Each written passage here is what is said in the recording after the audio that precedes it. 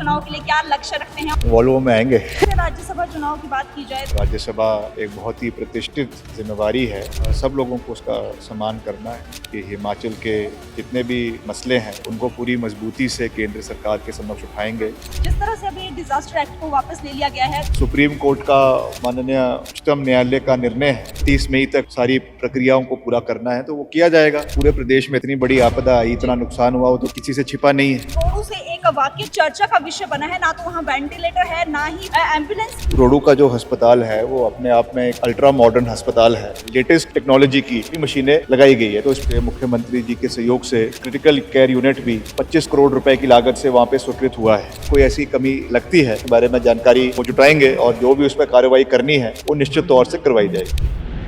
जो है यहाँ पे जो हमारे ब्रह्म कुमारी है उनका आयोजन यहाँ पे रखा गया था और जो बहुत ही एक अच्छी इनकी प्रवक्ता है शिवानी जी, उन्होंने यहाँ पे अपना विचार रखे हैं, तो उसको सुनने के लिए आए हैं। और क्योंकि समाज में हर तरीके की उपस्थिति हर जगह पे होनी चाहिए, चाहे वो धार्मिक कार्यक्रम है, चाहे सामाजिक कार्यक्रम है, चाहे राजनीतिक कार्यक्रम है, तो उसी दृष्टि से हम यहाँ पर आए हैं और कुछ अच्छा सीख के जाएंगे। जी सर, जिस तरह से राज्यसभा चुनाव की बात की जाए तो उसके लिए कैंडिडेट जो है इस वक्त दिया गया है, जिसका नाम ने जो है सभी को चौंका दिया है, तो उस चीज को आप कैसे देखते हैं? क्या वो तो मैं बोल चुका हूँ कि पहले भी बोल चुका हूँ कि बड़ी अच्छा पार्टी का निर्णय है, सोच है कि एक पार्टी के न एक आम कार्यकर्ता को ये मंच दिया है और राज्यसभा एक बहुत ही प्रतिष्ठित जिम्मेवारी है और वो मुझे पूरा विश्वास है कि हिमाचल के जितने भी मसले हैं उनको पूरी मजबूती से केंद्र सरकार के समक्ष उठाएंगे, राज्यसभा में उठाएंगे और जो भी यहाँ के इश्यूज है उसको आगे उठाने का कार्य करेंगे।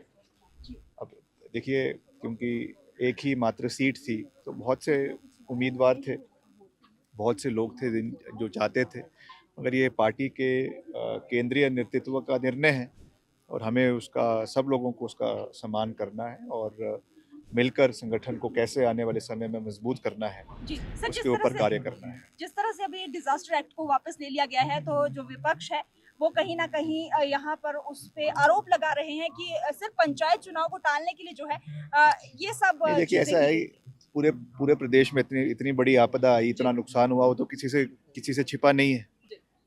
करोड़ों रुपए का नुकसान हुआ, हजारों करोड़ रुपए का नुकसान हुआ, लोगों का नुकसान हुआ, तो वो तो सबने देखा है। तो उस तहत ये डिजास्टर एक्ट सरकार द्वारा लगाया गया था।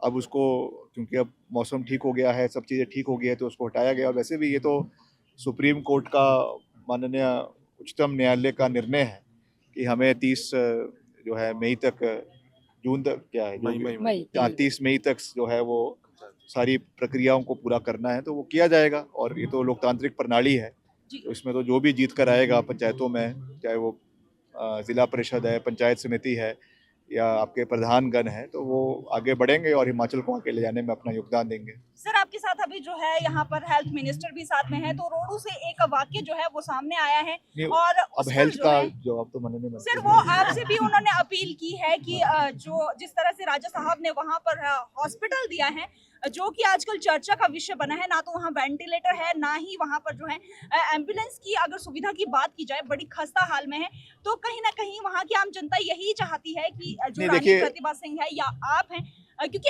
एमएलए जो वहाँ के हैं उनसे उनकी जो है अब उम्मीदें टूट चुकी है, तो उन्होंने आपसे अपील की है हमारे माध्यम से भी और साथ में हेल्थ मिनिस्टर से भी, तो आप क्या कुछ कहेंगे इस पर? थोड़ा नहीं, ऐसा है कि रोडू का जो अस्पताल है वो अपने आप में एक अल्ट्रा मॉडर्न अस्पताल है और कई 100 करोड़ रुपए के माध्यम से बना है। अभी वहाँ पे मंत्री जी के सहयोग से, मुख्यमंत्री जी के सहयोग से जो है वो क्रिटिकल केयर यूनिट भी 25 करोड़ रुपए की लागत से वहाँ पे स्वीकृत हुआ है। तो ऐसा नहीं है, मगर जो भी अत्याधुनिक मशीनें लगाई जानी है वो लगाई भी जा रही है। अभी आपने देखा आईजीएमसी में रोबोटिक मशीन्स और MRI machines, CT scan machines लगाई गई है और लेटेस्ट टेक्नोलॉजी की जो एम्स के अंदर कार्यरत है वही मशीनें लगाई गई है। तो इसमें कोई दो राय नहीं है, मगर फिर भी अगर कोई ऐसी कमी लगती है तो उसके बारे में हम भी पता करेंगे। माननीय मंत्री जी तो है ही है, ये भी इसके बारे में जानकारी जो है वो जुटाएंगे और जो भी उस पर कार्रवाई करनी है वो निश्चित तौर से करवाई जाएगी। 2027 के विधानसभा चुनाव के लिए क्या लक्ष्य रखते हैं और क्या कुछ संदेश युवाओं को देना चाहेंगे? वॉल्वो में आएंगे। धन्यवाद।